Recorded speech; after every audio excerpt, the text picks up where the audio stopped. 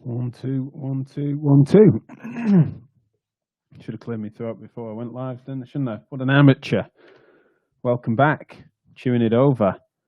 We said we'd go weekdays. Here we are, week 2. Seems to be working.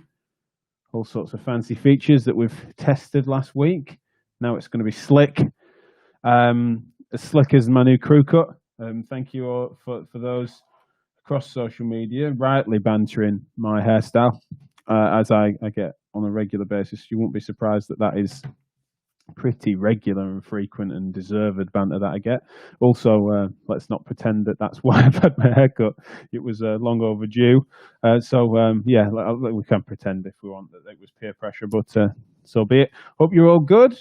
Thanks for tuning in. Those that are doing live on a regular basis, that's very good of you. Goes out across various different channels. If you prefer to watch this on Facebook or YouTube, both live or after the fact, it's also on Periscope that goes out on Twitter. I think LinkedIn will be going live soon. It's also, we've got a Twitch stream that no one's using, which I understand. So yeah, it's accessible for a few different places. I think it was out on Instagram stories as well. So wherever it is that you would prefer to digest this or not, both live and after the fact, then you can do. This is Chewing It Over, in which we discuss whatever's interesting at the time. Now, that is usually MSK education, MSK clinical practice, and just generally interest in healthcare. There's a couple of really interesting bits that have come up, and I've got some guests coming on later in the week to talk about them. But the thing that I've put on the sort of title sequence today, in terms of what we're going to be chewing over today, is two things that really piqued my interest. Dr. Chris McCarthy, who's at Manchester Met University now, but also sort of famed manual therapist and consultant physio over the years that many of you will have heard of. He tweeted a really interesting article that I'd missed this, which was a follow-up to an article that occurred, that I'm pretty sure was about 2012. It really caused a stir, which was antibiotics for low back pain. Some of you might remember this, might recall that happening.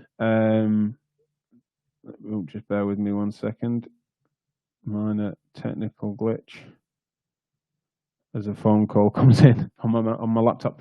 So an article in 2012 that was published. Antibiotics for low back pain. The logic being the Modic changes that occur, end plate changes in the spine that then were infiltrated with a bacteria. And it was inferred that would be causal to symptoms in certain circumstances, and therefore treated with a long course of antibiotics, a particular type of antibiotic, from what I recall, would be a smart thing to do. Now, that's interesting in a number of ways at the time. Felt very medical for persistent low back pain, but equally there's this idea that potentially if you delineate appropriately, subgroup stratify, then that might actually be something that was valid. And the trial wasn't super robust, but it was sort of well constructed enough for it to at least pique people's interests. Don't think it radically changed practice. I certainly never saw. I mentioned radiologists reporting and mentioning quoting that study on some MRIs that I was receiving reports back for. But generally speaking, I don't think it shifted practice massively, but it definitely piqued people's interest and caused a fair stir. I think it kind of broke through into the media as well. I think the typical Daily Express and Daily Mail articles on the front pages saying about it. Now, I would say. I haven't heard anything about it since, but that might be because I've not been paying attention. It could well be that there's a serious amount of published work in this direction. But then Chris McCarthy posted this really interesting article, which is a follow-up in many ways. And he was saying it's a shame that this hasn't had similar fanfare. And he makes a really good point, is because this article, fairly robust trial comparing the use of antibiotics for similarly stratified patients, and it not showing much in way of efficacy, yet it's not going to be on the front page of the Mail. And it makes a good point about when negative trials sometimes get biased out. So antibiotics for low back pain, a follow-up, showed that the more robust that the trial was constructed, and when compared to other trial arms, it doesn't show to be of efficacy.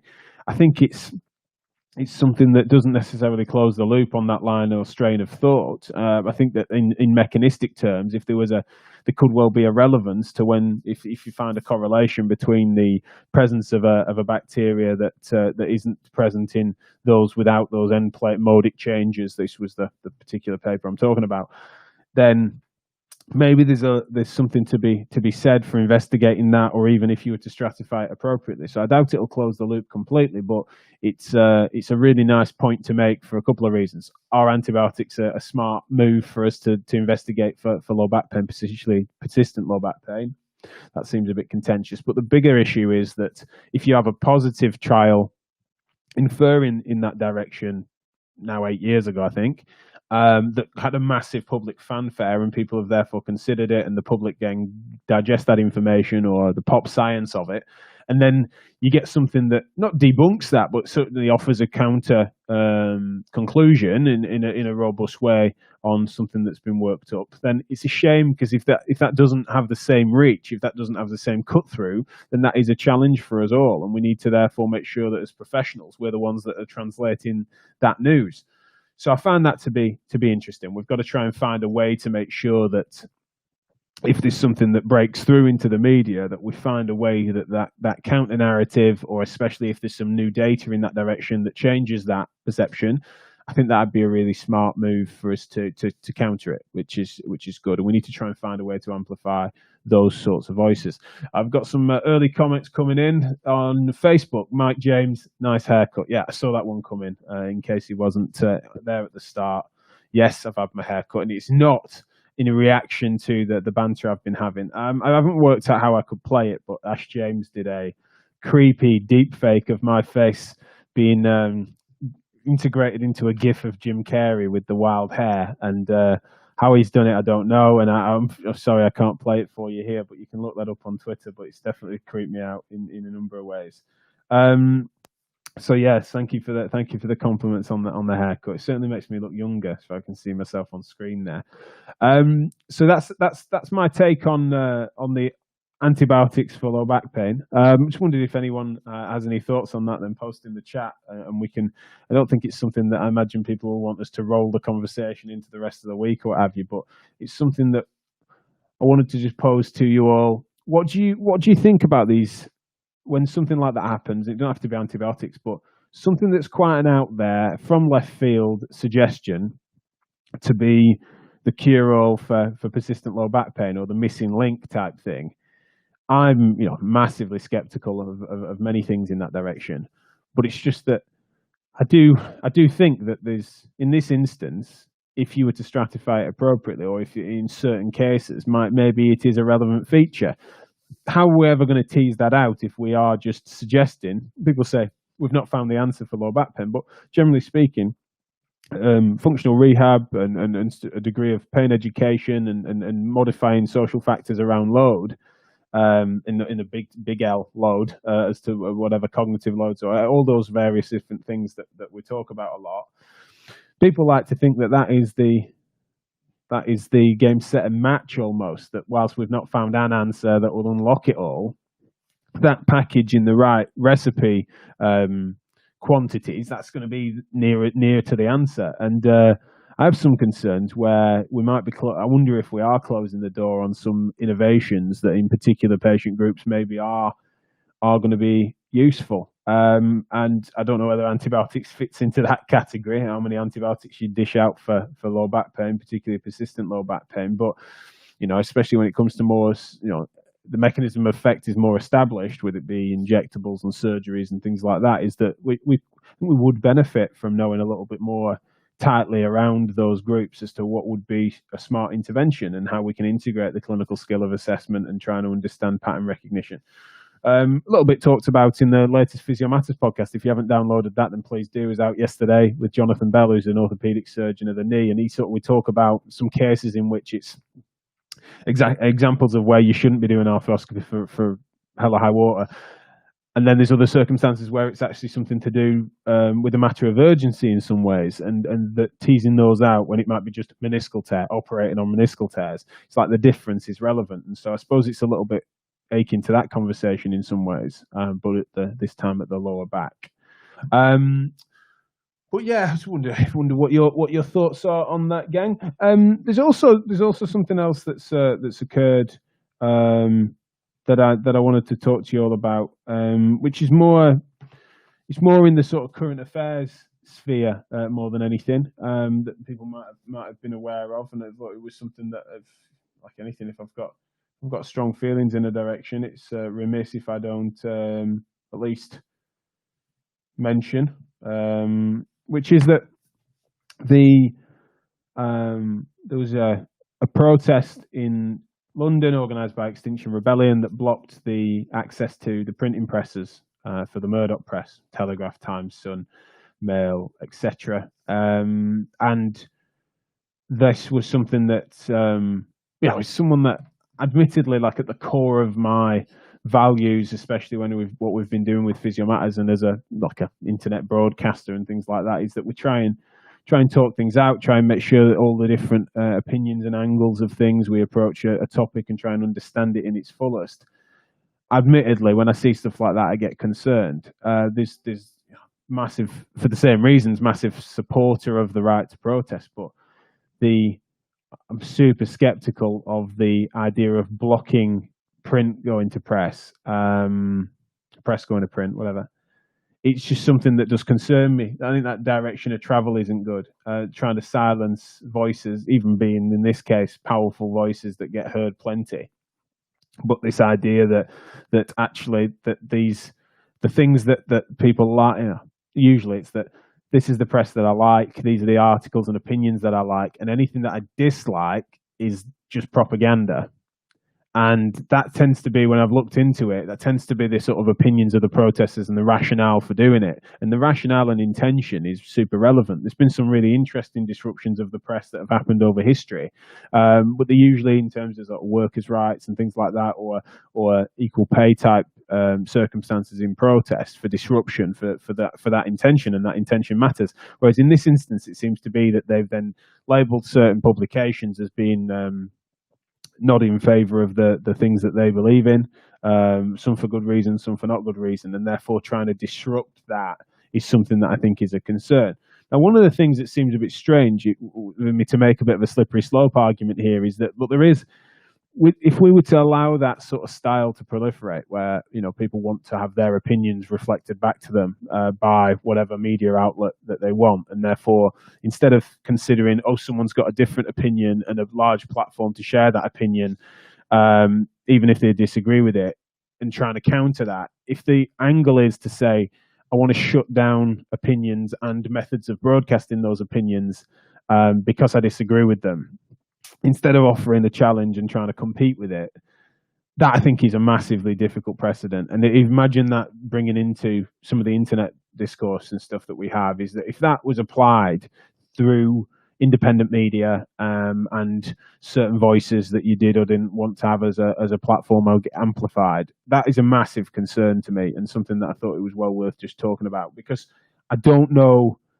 where that stops. I don't know why there is no arbitrary line, and so if you can't defend things that are not especially tasteful in this instance, I think we will get a circumstance in which you don't defend the free press, even though it's massively powerful organisations in principle.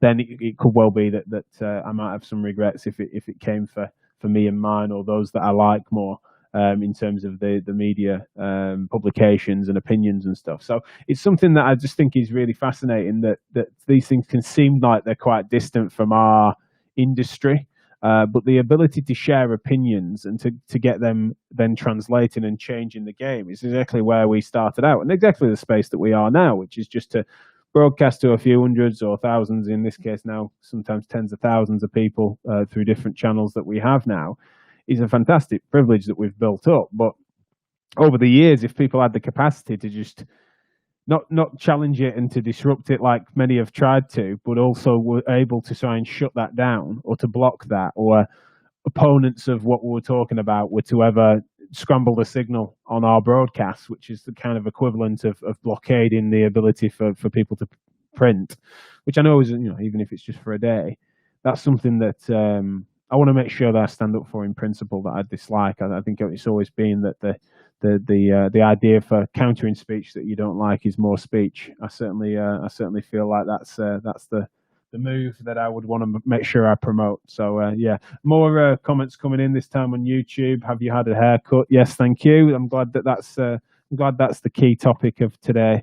Yes, I've had a haircut, and I've also become and a shave, and so how much younger I look now. I'm proud of. So yeah, wonder what your thoughts were on that, guys, or whether or not you think it's a storm in a teacup and I'm only amplifying that. That's absolutely fine if you feel like that. If you feel that that is the case, massive thanks to Ollie Coburn for joining me on Friday. If you haven't caught up with that show, we had our first guest on, co-host. Me and Ollie were talking a little bit about offering value on people's professional existence, really, and how that's remunerated, and does low salary mean that low value? And there were some great comments coming in from others about the fact that they'd taken on what would be considered low paid posts, but for different reasons. And so, but then Ollie brought some statistics to the party and explained a little bit about what the sort of graduate entry levels of our professions are relative to other industries, and it was made your eyes water a little bit as to how undervalued or underpaid, and then potentially that reflects in undervalue for society and stuff. So it's really interesting. So tune into that. I imagine that's a topic that will come back up elsewhere. I think that what I would say, based on my reflections on last week's conversations, is that there's a real challenge where often people will agree on analysis and then find it incredibly difficult to understand what the agreement is in the proposed solutions. And I think that's something that we see a lot of the time. It's like in clinical terms, you can agree on a diagnosis, but the path to the route forward is hugely relevant. We often laugh on a Physio Matters team where we've been to events where you can sit through half of a lecture or even 2/3 of a lecture where you're nodding along, and the analysis of a problem and the complexities of back pain and for example, and the notion that this is a complex biopsychosocial phenomenon that needs to be teased out. We need to have an open conversation, elicit someone's narrative, and you're like, oh, there, this guy gets it. And then that's the analysis. And then they go, and therefore, this particular pair of shoes is going to solve a lot of these problems because, or this particular drug or this particular injection. It's usually like a really narrow, suggested solution that completely undermines the argument. It doesn't matter how robust your analysis is and how much you might agree with that. If you think that analysis then proposes your solution, that is a major concern.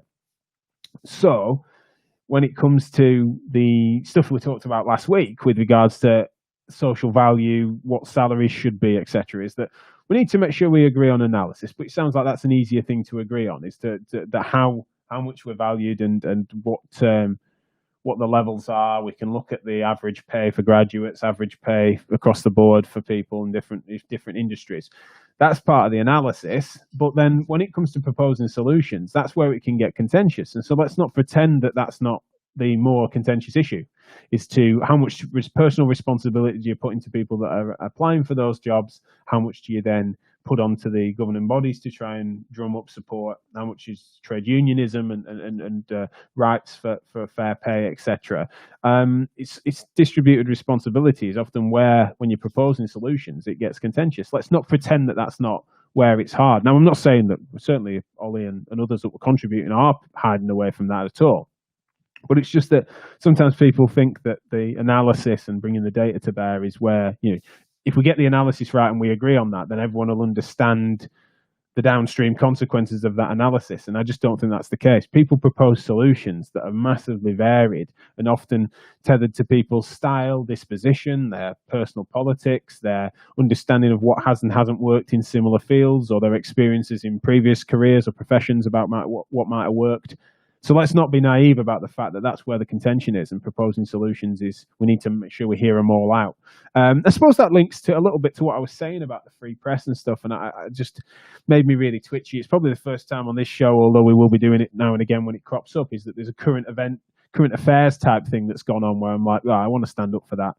Is that, if you don't stand up for the free press when it's large, powerful organisations of which you only have a day's disruption, I would say, then when it comes for you, or its equivalent is where, that's a wrong opinion, wrong thinking, and I want to shut that down. Is that, yeah, you stand up for free speech in its fullest form, or you don't stand up for it at all. And the protesters blocking that off, I think, is concerning, because, as I've said before, you propose a set of solutions to a variety of problems, regardless of what they are, in industry or out of industry. We want to hear them all out. We want to get all the cards on the table, is often an analogy I will use.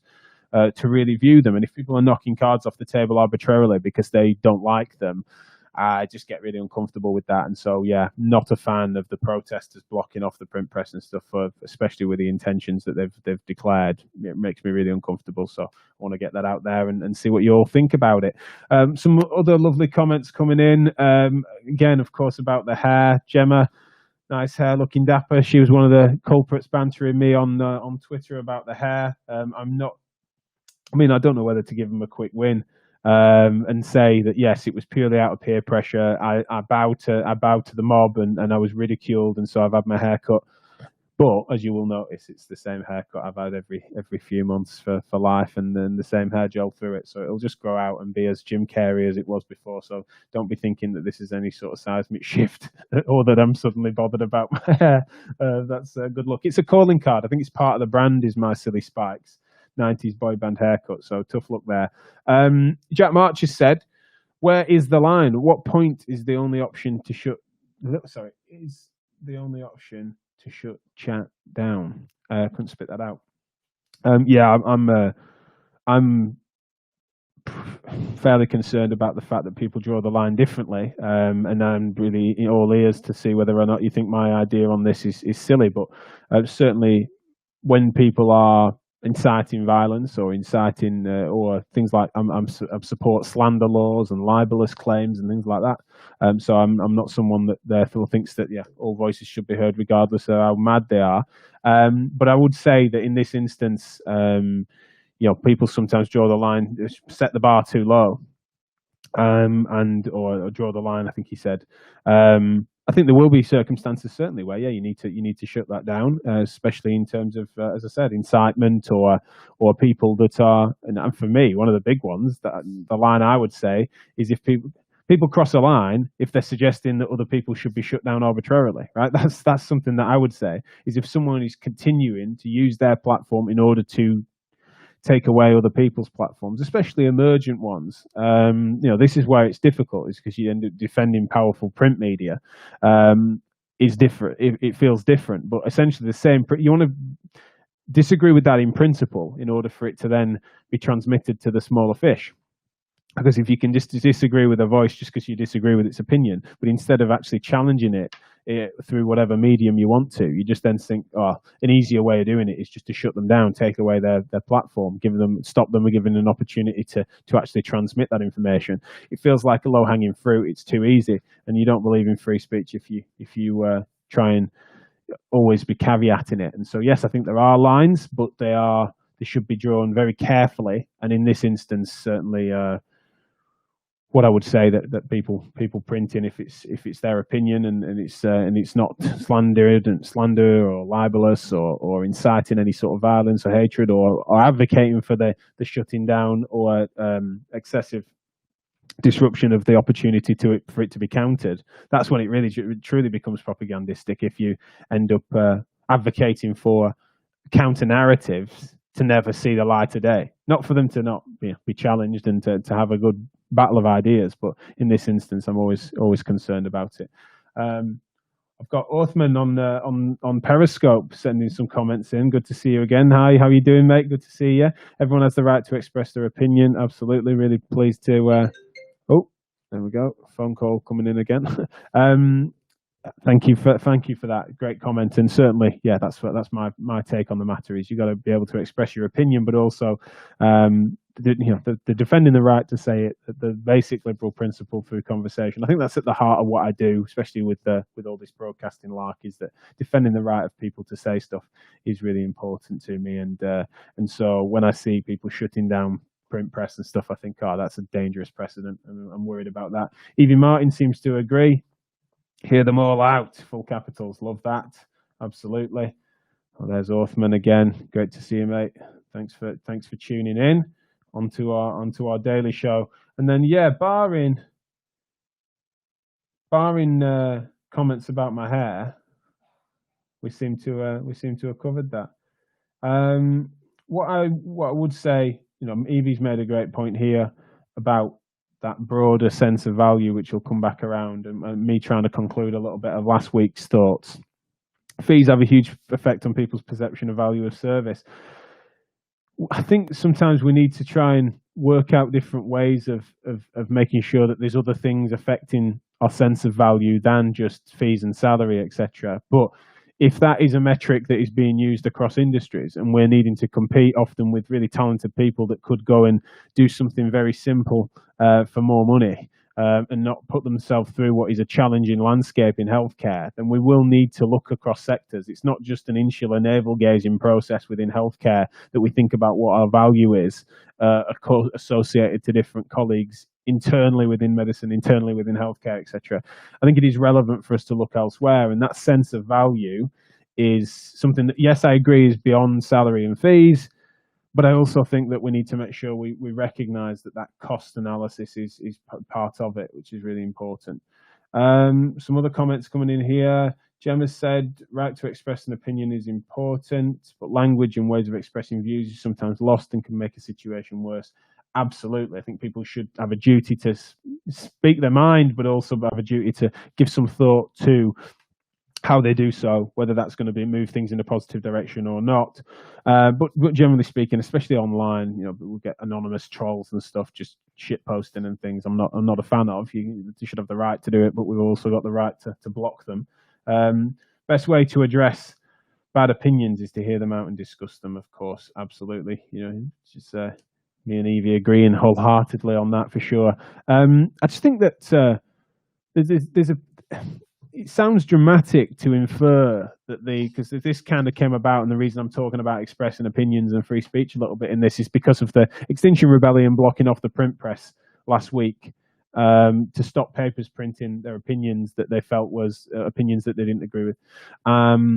It just seems like such a dangerous precedent that I wanted to bring it up in principle, even though these are powerful organisations that were able to print the next day. And it seems like it certainly feels like, well, what a weird hill to die on, Jack, for you to back that up. But it's more that in principle that the notion that the opinions that you disagree with, shutting them down rather than countering them, even if they're a powerful megaphone as they are, that I think is a dangerous precedent, and it's not long until they come for all of us. And so you've got to make sure you defend people's right to not just say something, think something, but also then to share it. Not on any platform. People haven't got a right to every platform, but especially when you build your own, don't underestimate the fact plenty of people disagree with me. If they were able to just come in and legitimately just hack and scramble our signal for the sake of just disagreeing, instead of disagreeing and having that conversation, they were just able to just throw me off the air and whatever we were doing with Physio Matters.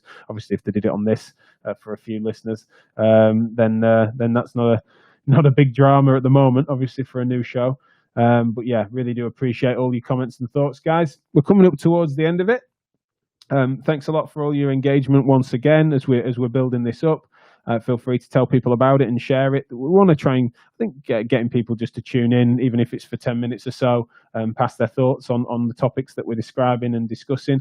Not because it all needs to be concluded within this half an hour, but as we've shown, it can sort of roll into other discussions. And anyone that's got any big points that they want to make, or people feel like we've touched on something that should be unpacked or visited in more depth, then they can join me on the show anytime. So many thanks to people like Gemma and Evie, Orthman, and who else was on there earlier? Mike, of course. Anyone that's going to be passing comments across various different streams, and you might not all see them as well. So there might be someone that's made a really good point on YouTube that the Facebook lot might not have seen, etc.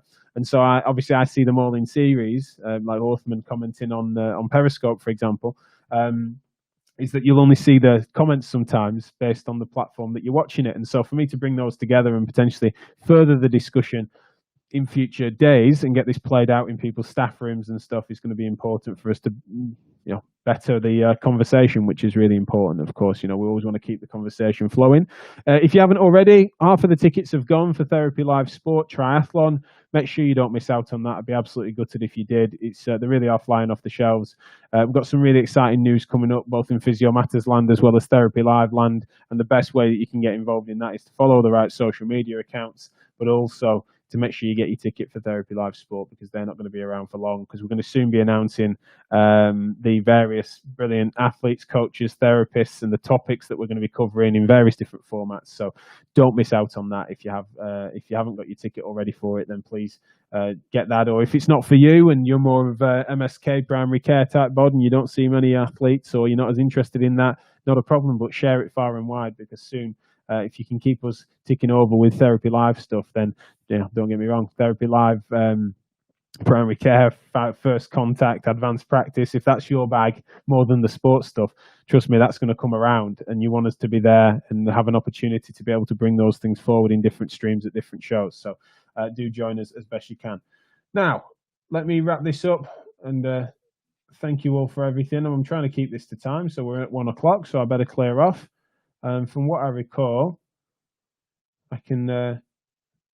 I haven't uploaded it. I've got a little countdown video that we're going to have for the start and the end of the show, but we're not quite ready yet. Maybe tomorrow. But until tomorrow, thanks a lot, and see you.